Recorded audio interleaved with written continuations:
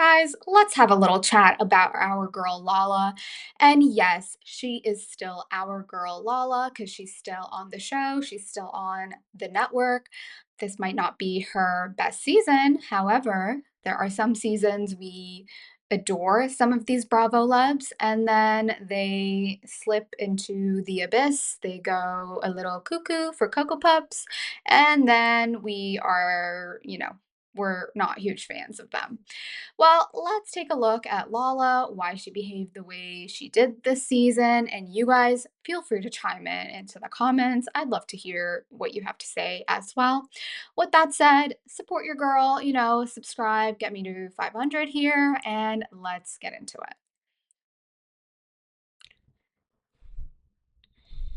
Look, before we can even have a discussion about the way Lala treated Ariana this season to her face and behind her back, we got to do a mini deep dive into Lala in the past seasons. The way Lauren from Utah came on the scene for Vanderpump Rules was very, are you gonna get popped or are you trying to get along? Very like heavy, very like in your face, I'm that girl, BJ's for PJs, that whole thing. So it's kind of like, how do you want the cast to take you? How do you want them to interact with you? How do you want the audience to get to know you if this is the version of you are presenting? I'm going to get to all the crying and sobbing she's doing now, but we got to do just, a little bit of backstory so that we can understand where she is now, what her journey was to get to where she is today, the act she's putting on. Do we feel sorry for her? We're going to get to that. But this is kind of how we, got introduced to her. Very pretty girl, of course. But she came onto this vanilla cast very like in your face. Go do that in another big city. Go do that in a corporate setting. Go do that somewhere else and see how far you get. But in the case of reality TV, um, interesting characters, in your face, loud personalities. She is in the lane she is supposed to be. And as a reality star, that is a compliment. Look, I am going to talk about her and Randall a little bit at length because let's be real, this is a big part of her journey, that too in her 20s, and things that happen to you in your 20s, they can definitely leave a mark on you for the rest of your life. And when I say mark, I mean some sort of an imprint. And obviously, having a child with someone that will follow you along forever in a way you are biologically connected forever because you literally have a child together. And so obviously, her and Randall, they're connected with their shared child. So there's that. Now, before she had a child with Randall, this was her. I covered this a little bit in the VPR reunion part three. That whole recap is available. So definitely check that out if you want a full recap of the show. So this was her I'm going to be a housewife era. This was her she can take the world. This was her not quitting the show, but just like showing up for shifts at at the restaurant when she felt like it, jetting off on, wherever with Randall on a whim. She's a young 20 something year old, very pretty girl. This man is a big time producer until we got to Money by Monday, thanks to 50 Cent and that whole thing. And I think that's when things started to get a little bit eye opening for the rest of us. And also, I know I'm jumping back and forth a little bit. Why did we see Randall playing pickleball? I just remember during the pandemic watching, just kind of like vaguely. This was like before Sandoval, obviously. I just remember this was the pandemic and all that. This was like a couple seasons ago, obviously, when they were still together. I just remember it was these, the cast of VPR in their 20s and 30s, and then Randall. playing pickleball. I still have that, like, image in my head, and I just as I was just like I just had the TV on, and I'm just like, "Why is this man there?" So, when times were good, she was okay bringing him along, and I highly doubt he got paid, but he probably enjoyed being on TV, by being connected to this pretty girl on reality TV. So, when things were good, she was just living the life, she was popping off, and she felt like she was on top of the world. Why wouldn't she be? She's a 20-something-year-old pretty girl jetting off on private jets. She got this massive ring and the People magazine exclusive. Life is good. However, behind the scene, everyone was rumbling about her essentially being the mistress. Did she know that? Did she care? Honestly, when she was on this high, God knows what he was saying to her. So we got Lala, Randall in her 20s, living her best life. Great. They get engaged. I'm not sure the timeline between when she got engaged, when she had her kid, but she had her kid and then they weren't married yet, but all the stuff started to come out. And then I remember she was like trapped in the house for a bit. She had to get out. So the fact that she keeps bringing up about Ariana, that Ariana should have just left. In Ariana's case, she could leave, but like her name is on the deed, unlike Lala here, where it wasn't just that she didn't own the house. He was like trying to trap her and like have people follow her and make sure she stays in the house. Like for her own mental and physical and emotional health and sanity, she had to leave the house with her kid and pack everything in a matter of days and leave. So the fact that she keeps bringing up her situation to Ariana's, the level of projecting, it's just too much. So, anyways, all this stuff happens between her and Randall. And behind the scenes, we couldn't really get her full story on the show because of all the legal drama as well. He's not like part of the show. So what's he going to do? Come film? And when all that was going on, she was dictating who can or can't talk to him, hang out with him, and just even bringing him up, she would start popping off on you. Guys, I'm loosely going through her backstory, but let's bring it back to present day Lala. Let's get to Katie and Lala. I felt really uncomfortable watching these two, mainly because I really didn't like the way Lala treated Katie. And I do feel like Katie is vindicated just with everything coming out. Like when we were watching this scene throughout the season, this was, I think, like a third of the way when they were at James and Allie's house. And Lala and Katie were just going back and forth. It was so heated, and Lala was like, do not want it with me. Disengage. Disengage." Side note, guys, I'm seeing a lot of conversation about Lala and her black scent. Um, I don't know if black scent is the right term, but the tone, the way she speaks, like if I say to you, "Hey, can you pass the apple?" She'll be like, instead like a normal person, she'll be like, "Pass the apple." Like, "Girl, calm down. I'll pass the apple." Like, just calm down. The way she speaks to the rest of her vanilla cast is very enunciating the last sound letter of every word to get her point across, as if her voice being louder, she should get the last word. And I don't have an image here, but at the reunion, when her and Ariana were going back and forth, Ariana said something to the extent like, basically, they'll keep going back and forth until Ariana gets louder to make her point. It was like something to that extent. And with Lala, we've seen her do this for pretty much all the seasons she's been on. That's just how she is. So when someone tries to, I don't know, come for Lala, you honestly just got to go toe to toe and go at it with the same level of energy.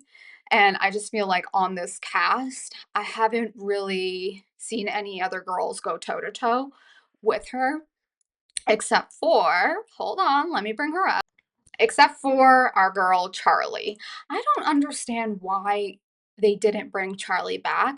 Maybe it's because she's, like, too level-headed, I don't really know, but the rare few times I noticed anyone going off on or popping off on Lala was Charli. Like, Charli went toe to toe with her because Charli saw right through her, and she was like, "Nah, girl, you don't wanna mess with me," because I guess Charli, I don't really know what her upbringing is. Maybe she's from like a normal upbringing. I don't really know. But Charli was not going to have it. She was not going to take Miss Lauren from Utah. Charli was the only one willing to go toe to toe because Charli was like, yeah, whatever. Like, it's a job. Like, okay, today I'm here, today I'm there. The last I remember, Charli, I think I saw on her Instagram a while ago, she's becoming like a esthetician, like good for her, if that's what she wants to do with her life, good for her. But yeah, Charli was the only one that would go face to face with Lala. So, kudos to her for doing that. And even this, what was it, at the reunion when Lala brought up Charli was brought up, and then Charli made that really funny TikTok in response. It was like a what's the music she used? I think it was like a saying from Sheree or something like that. Like, now why you gotta bring me up? So good for Charli. She is forever clocking Lala. So kudos to her. Anyways, back to Disengage. Also, I'm gonna assume she made Disengage merch because Send It to Daryl was obviously paid the mortgage on one of the new houses. So I'm assuming she made Disengage merch as well. Oh, not, there we go. Lala and Katie. It was very odd, back to my original point, it was very odd to see them go back and forth at obviously throughout the season and then at the reunion and then finally at the reunion she kind of breaks the fourth wall. Lala talks about a phone conversation she had with Katie, and this was, I'm assuming, prior to filming this season. And they had an exchange of words to which Katie seemed to have gone toe to toe with her. And Katie apparently said, according to Lala, verbatim, not verbatim, she said something to the extent like, "You come from my business, which is a sandwich shop, I'll come from your business." And this heated exchange over the phone, I guess, really upset Lala. And she is like, "You're going to come from my business, the business that feeds my kids? Really, girl? If you are going to come for someone else's business, it doesn't matter how many mouths you have to feed. It doesn't matter how many homes you buy. Those are choices you made in your life. If you are going to go hard at someone, expect it in return. That's just how it is." Now, moving on. The whole her now clamoring and saying, like, crying and, like, I don't know, now she's reading the comments. I thought she wasn't reading the comments. Now she's coming around and crying and saying, "You guys are coming for me as a mother." Girl, no one's coming for you as a mother. We've seen her with her daughter, we've seen her with the other little kids. She seems like a great mom. No one is saying one bad thing about her being a mother, her being a parent. But the issue is she keeps bringing up the fact that, like, anytime she does something and someone comes for her, she, for the longest time, she was using, "Oh, I'm sober now. I wasn't sober then." Okay, that was an excuse. And now she's bringing up, "Oh, I'm in parent." What? What does that have to do with anything? Okay, you chose to be a parent. I saw a really funny TikTok of this girl where she was comparing Lala using her being a mom in corporate. It is a little, like, frustrating, I will say to you guys. It's like if you are a single person or if you are a person without kids and you are trying to, just for example, you're trying to book off a long weekend, but then someone with kids get priority, and then you look at them and you're like, "Well, I wanted that long weekend off too. Why do you get priority?" It's kind of like Lala's using the parent excuse, but so that people don't come for her. And it's like quite frustrating because the way she uses it, it really has nothing to do with the conversation to begin with, but she just slides it in there. And now seeing her cry about people attacking her parenting, no, girl, that's not what it is. Don't twist the words. And now she's trying to gaslight the audience as if we are doing some sort of revision history. No, girl, that is you. All right, let's get into it. Lala and Ariana. The way Lala treated Ariana, honestly, it was quite sad to watch. They could have been the Spice Girls. It could have been an amazing um season, but again, I already covered this before, but it just seems like the producers were trying to make Tom Sandoval happen, and we're like, no, stop this like redemption arc. It's not happening. And Lala not paid, played right into it. It just seems like she is the plant, and that's why she had that phone call with Rachel Raquel earlier in the season, which was honestly so shady. Her and James Kennedy in reunion season 10 were going so hard. It was as if it was earth shattering for them, like the level of, like, the intensity they went with standing up for Ariana. And then just like 3 to 4 months later, she's like changing her tune, and now she is basically saying, well, stuff like Ariana needs to like pull her weight, and then she's also blaming other people, like what people say behind her versus to her face. Look, if other people want to behave a certain way in front of Ariana's face, and it's something different behind her back, that's her issue. You can only be yourself and present yourself to her in the way that you want. And I've said this before, and I'm going to say it again. Lala just seems like one of those people. She has the conversation in her head already. She has expectations for what she wants to see other people in her head already. And if it doesn't pan out that way, that's when she starts to get loud with you. And she has her, I don't know if black scent is the term, but she starts to enunciate the words at the not the word, the letters at the end of the word, and she just goes hard, and that's been her tactic all along. And if you call her out, she will start to cry, she'll start to use her being sober as an excuse, her choices of mortgages and being a parent as an excuse.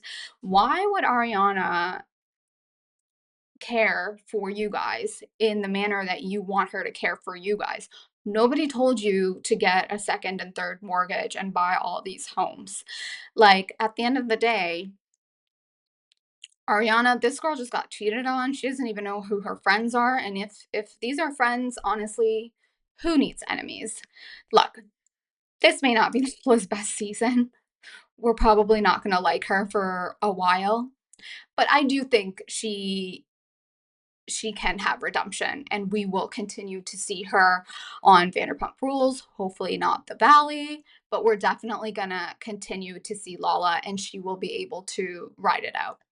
This was the outfit that she had on the Vanderpump Rules after show. And then, of course, let me just bring back the other image. Even this dress that she wore at the reunion it's a much softer, feminine look that Lala is going for.